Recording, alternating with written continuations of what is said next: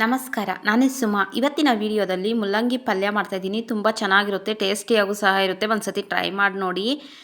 ಇದು ಮುಲ್ಲಂಗಿಯಲ್ಲಿ ಮಾಡಿರೋ ಪಲ್ಯನೇ ಥರ ಇರೋದಿಲ್ಲ, ತುಂಬಾ ಟೇಸ್ಟಿಯಾಗೂ ಸಹ ಇರುತ್ತೆ. ಹಾಗೆ ನನ್ನ ಚಾನಲನ್ನು ಫಸ್ಟ್ ಟೈಮ್ ಯಾರೆಲ್ಲ ನೋಡ್ತಾ ಇದ್ದೀರಾ, ಪ್ಲೀಸ್ ದಯವಿಟ್ಟು ಸಬ್ಸ್ಕ್ರೈಬ್ ಮಾಡ್ಕೊಳ್ಳಿ. ಹಾಗೆ ಒಂದು ಲೈಕ್ ಮಾಡಿ, ಕಾಮೆಂಟ್ ಮಾಡಿ, ಶೇರ್ ಮಾಡಿ. ಈಗ ನೋಡಿ, ಮೊದಲಿಗೆ 3 ಮುಲ್ಲಂಗಿಯನ್ನು ತೊಗೊಂಡಿದ್ದೀನಿ. ಮೇಲೆ ಸಿಪ್ಪೆ ಎಲ್ಲ ತೆಗ್ದಾಕ್ಬಿಟ್ಟು ಎಲ್ಲ ತುರ್ಬ್ಕೊಂಡಿದ್ದೀನಿ, ತೊಳೆದ್ಬಿಟ್ಟು. ನೋಡಿ, ಎಲ್ಲ ತುರ್ಬ್ಕೊಂಡು ಸೈಡ್ಗೆ ಇಟ್ಕೊಂಡಿದ್ದೀನಿ. ಈಗ ಒಂದು ಬಾಣಲಿಗೆ 2ರಿಂದ 3 ಚಮಚದಷ್ಟು ಎಣ್ಣೆಯನ್ನು ಹಾಕ್ಕೊಂಡಿದ್ದೀನಿ.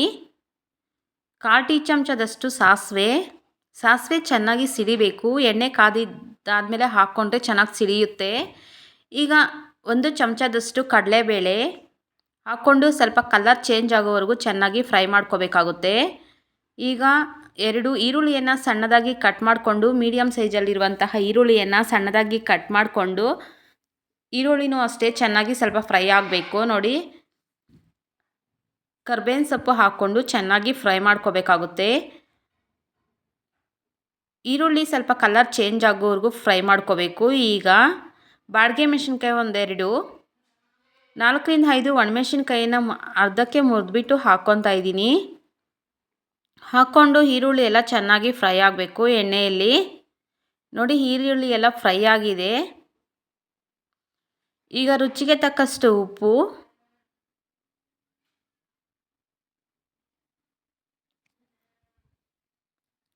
ಹಾಕ್ಕೊಂಡು ಎಲ್ಲ ಮಿಕ್ಸ್ ಮಾಡ್ಕೊತಾ ಇದ್ದೀನಿ. ನೋಡಿ, ಈ ರೀತಿ ಮಾಡ್ಕೊಳ್ಳಿ, ತುಂಬ ಟೇಸ್ಟಿಯಾಗೂ ಸಹ ಇರುತ್ತೆ, ರುಚಿಕರವಾಗೂ ಇರುತ್ತೆ. ಚಪಾತಿಗೆ ಎಲ್ಲನೂ ಕಾಂಬಿನೇಷನ್ ತುಂಬಾ ಚೆನ್ನಾಗಿರುತ್ತೆ. ಸೈಡ್ ಡಿಶ್ ಆದರೂ ಬೇಕಾದರೂ ಹಾಕ್ಕೊಂಡು ತಿನ್ಬೋದು, ಸೈಡ್ಗೆ ಬೇಕಾದ್ರೂ. ಈಗ ನೋಡಿ, ತುರ್ಬ್ಕೊಂಡಂಥ ಮುಲ್ಲಂಗಿಯನ್ನು ಅದರಲ್ಲಿ ಹಾಕ್ಕೊಂಡು ಚೆನ್ನಾಗಿ ಫ್ರೈ ಮಾಡ್ಕೋಬೇಕು. ನೋಡಿ, ಎಲ್ಲ ಒಂದು ಸತಿ ಮಿಕ್ಸ್ ಮಾಡ್ಕೊತಾ ಇದ್ದೀನಿ. ಮಿಕ್ಸ್ ಮಾಡಿಕೊಂಡು 5ರಿಂದ 10 ನಿಮಿಷ ಚೆನ್ನಾಗಿ ಬೇಯಿಸ್ಕೋಬೇಕಾಗುತ್ತೆ. ಚೆನ್ನಾಗಿ ಬೇಯಿಸ್ಕೊಂಡ್ರೆ ಬೇಗ ಬೆಂದೋಗುತ್ತೆ ಮುಲ್ಲಂಗಿ.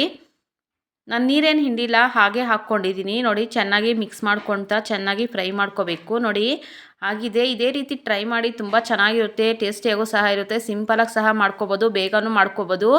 ಹಾಗೆ ನನ್ನ ಚಾನಲನ್ನು ಫಸ್ಟ್ ಟೈಮ್ ಯಾರೆಲ್ಲ ನೋಡ್ತಾ ಇದ್ದೀರಾ, ಪ್ಲೀಸ್ ದಯವಿಟ್ಟು ಸಬ್ಸ್ಕ್ರೈಬ್ ಮಾಡ್ಕೊಳ್ಳಿ. ಹಾಗೆ ಒಂದು ಲೈಕ್ ಮಾಡಿ, ಕಾಮೆಂಟ್ ಮಾಡಿ, ಶೇರ್ ಮಾಡಿ.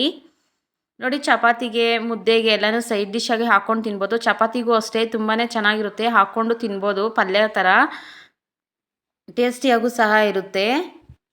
ದೋಸೆಗೂ ಅಷ್ಟೇ ಹಾಕ್ಕೊಂಡು ತಿನ್ಬೋದು, ತುಂಬ ಚೆನ್ನಾಗಿರುತ್ತೆ. Thank you for the watching.